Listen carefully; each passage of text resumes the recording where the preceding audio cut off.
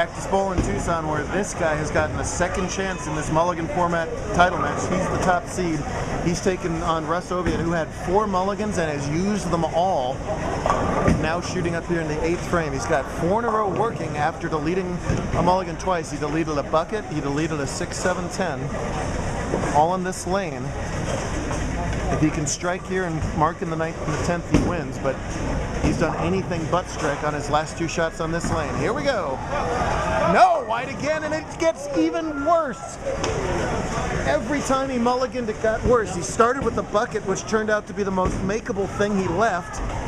Mulligan that, 6, 7, 10, had a 7-minute conference with the best minds in the history of bowling, those guys, decide to mulligan it one more time, and instead he leaves the hardest thing he's left of the 3 of them. Ben Canfield has a shot at 2, 8, 10, but Russ, it would have to be pretty much luck, I think. Oh, and he darn near made the thing. That would have brought what's left of the crowd to its feet if he had found a way to make that. Instead, it's a potentially catastrophic 7-2. Butturff can strike out for 225. I got my sticky touch. Oviatt's now going at a 211 pace, but could still strike out and shut out with 231. Neither one has any more do-overs. They burn them all up. Now it's just who can come up big in the 9th and 10th. I said in the last part, do not give Jakob a second chance. If he gets it, he takes it. And I'm sure Jakob is coming out of his lefty shoes here waiting to throw this next shot. He's had to wait a while to throw it too, as Russ is essentially throwing 5 frames in a row here. See if he can recover. This has been his better lane, and he holds the good lane. Jakob was smart to make Russ finish on the lane that turned out to be his bad lane, and Jakob is down there somewhere. There it is. If he can find a way to go all the way out, he forces Russ to double to win if the count stays the same.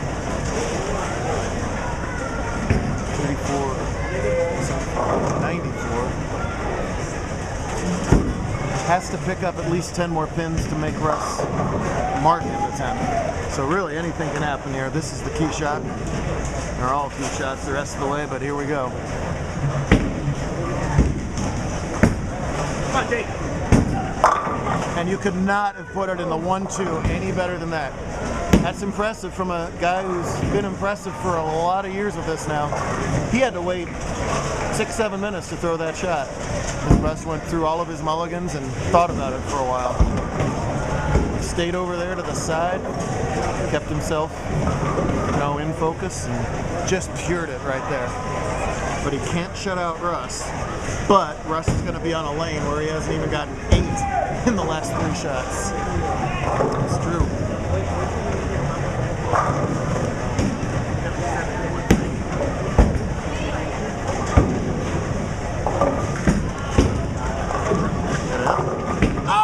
Gets the light at the tickle. Nice. 35, 65, 94, 14. If he can hold 8 pins a count here, he makes Russ get the first hit.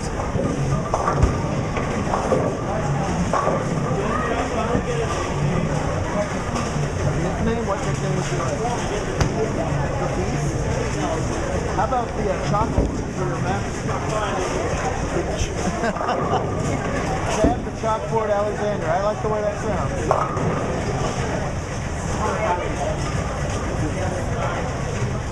In a tour full of good nicknames, you can't ask for your own.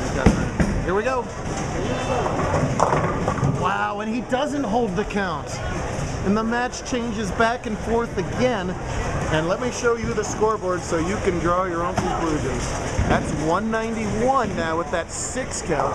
He needs to spare this for 211, which is what Russ would get if he fills spare strike in his deck. If they tie it to 11, it goes down to a 1-shot roll-off with Jakob having the options. But we're a long way from that. As anything can still happen here. Choppable spare. And I'll say it again, and I'll probably say it one more time after that, as Russ goes to think about it. Russ's last 3 shots on the lane he's about to bowl on are 6, 7, 7. Here's the spare attempt. Jakob hates it, and he only gets 2. So all of that adds up to 209, which means Russ has to fill 19 pins in the 10th to win. It is so important that Russ has the strike working here in the 9th frame, because he doesn't have to worry about count on this shot. He can worry about count on the next shot. Strike, he wins. If he leaves anything, he must spare it and get 9 to win. Anything less in an I don't want it, you take it match, it'll go to Jakob. Jakob is down by lane 2 already. Jakob might literally leave the building. There's an exit down there. Nope, he's not going to go for the exit. He's going to go for the wall. You think this sport isn't mentally and physically challenging? They bowled for 6.5 hours to get to that point. Russ taking a lot of time. These guys are all tournament veterans of us and other tours, the college bowling. They know exactly what they're doing. One shot at redemption on lane 14 right here. Oh, he finds a way to strike. Tell you what, this is going to be a sweet victory for Russ, because that lane did everything that cost him the title, and he's going to end up taking the title. My goodness gracious. What a back and forth affair.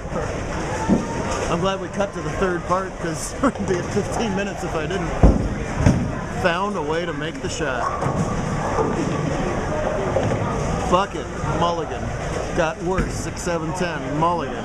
Got worse, 2-8-10. No more mulligans. All on that lane, and he finds the way.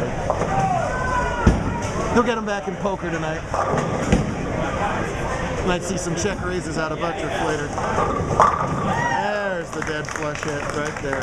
My goodness.